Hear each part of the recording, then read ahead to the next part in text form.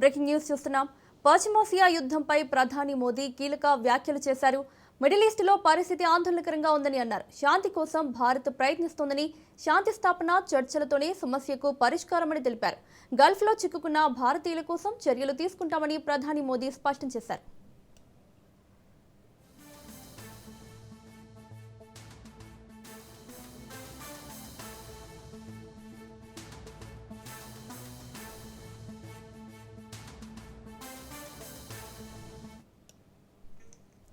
పశ్చిమాసియా యుద్ధంపై ప్రధాని మోదీ కీలక వ్యాఖ్యలు చేశారు.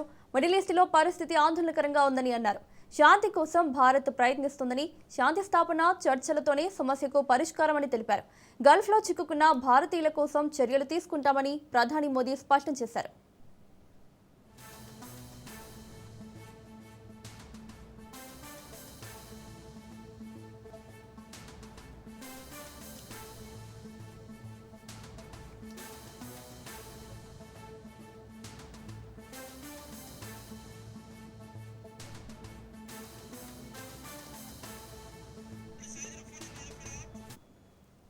ఇదే అంశానికి సంబంధించి మరిన్ని అప్డేట్స్ మా ప్రతినిధి సైదులు అందిస్తారు. సైదులు, పశ్చిమాసియా యుద్ధంపై ప్రధాని మోదీ కీలక వ్యాఖ్యలు చేశారు. సో డీటెయిల్స్ ఏంటి?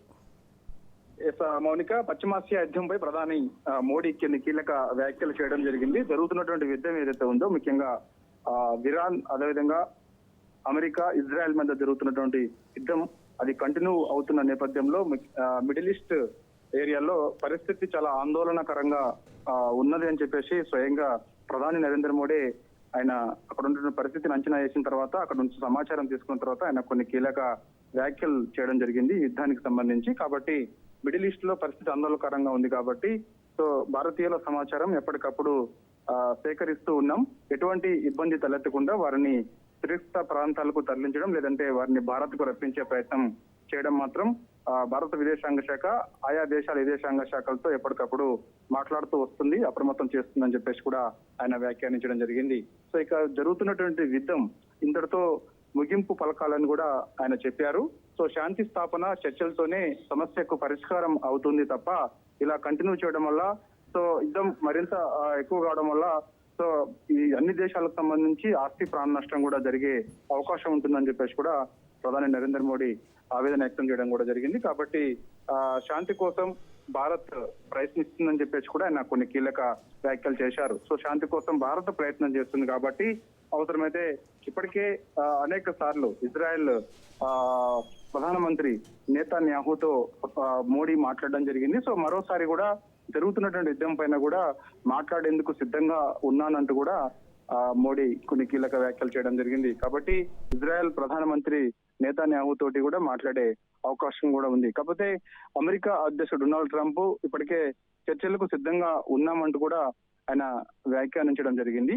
కాబట్టి అమెరికా ఒకవైపు చర్చలకు సిద్ధం ఉంటుంది, మరోవైపు ఇజ్రాయెల్ యొక్క చర్చలకు సంబంధించి ముందుకు రాకపోవడం లేదు. కానీ ఇరాన్ మాత్రం వాళ్ళ యొక్క సుప్రీం లీడర్ ఖమేనీ హత్యకు నిరసనగా ఆయా దేశాలపైన విరుచుకుపడుతూ ఉంది. ఇప్పటికే మిసైల్స్, డ్రోన్లతోటి ముఖ్యంగా అమెరికా స్థావరాలను టార్గెట్ గా చేసుకొని 27 ప్లేసులలో యుద్ధం చేస్తూ ఉంది. సో దానిలో భాగంగా ఎప్పటికప్పుడు అమెరికా స్థావరాలను టార్గెట్ గా చేసుకుని యుద్ధం చేస్తున్నప్పటికీ కూడా సో తిప్పు కొడుతున్నప్పటికి కూడా కొంత ఆస్తి నష్టం కూడా జరిగే అవకాశం ఉంటుంది. ఆస్తి నష్టం కూడా జరిగింది. కాబట్టి సో ఇప్పుడు ప్రధాని నరేంద్ర మోడీ కొన్ని కీలక వ్యాఖ్యలు చేశారు కాబట్టి శాంతి స్థాపనే చర్చలతోనే సమస్యకు పరిష్కారం అవుతుంది అని ఆయన కూడా వ్యాఖ్యానించారు. కాబట్టి చూడాలి మరి ఇరాన్ తీసుకున్నటువంటి నిర్ణయం ఏ విధంగా ఉండబోతుంది అనేది కూడా ఇప్పుడు కొంత ఆసక్తి. ఎందుకంటే ఇరాన్ తీసుకున్న నిర్ణయం మీదనే ఆధారపడి ఉంటుంది శాంతి చర్చలు. ఎందుకంటే ఒకవైపు ఇజ్రాయెల్ ప్రధానమంత్రి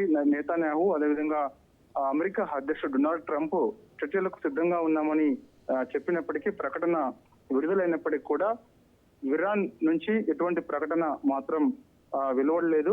సో ప్రతీకార చర్యలు తప్పకుండా ఉంటాయని చెప్పేసి దూకుడుతోటి ముందడుగు వేస్తున్న పరిస్థితి కనిపిస్తుంది. కాబట్టి సో మరో 4-5 రోజుల పాటు కూడా ఇలాంటి వాతావరణమే గల్ఫ్ దేశాల్లో ఉండే అవకాశం ఉంది.